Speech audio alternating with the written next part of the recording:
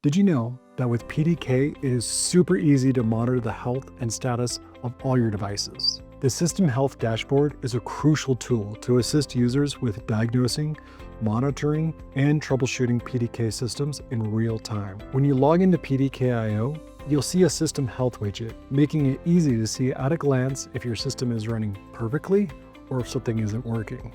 To enter the System Health Dashboard, you can simply click this widget, or you can access it by going to the States page and selecting the System Health tab. From here, you can view the in-depth status of every controller in your system. If a device has an issue, it will automatically be brought to the top of the page, making it easy to see and respond to the high priority issue.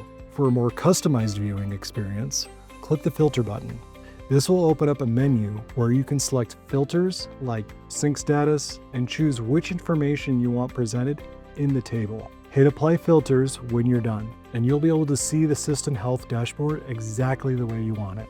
And if you're looking for a particular controller, you can make use of the search bar to find individual devices. With the System Health Dashboard, rather than going on site to identify an issue, you may be able to fix it remotely, saving you time and money.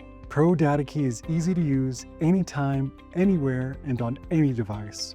Watch the next video in this series for more how-to instructions.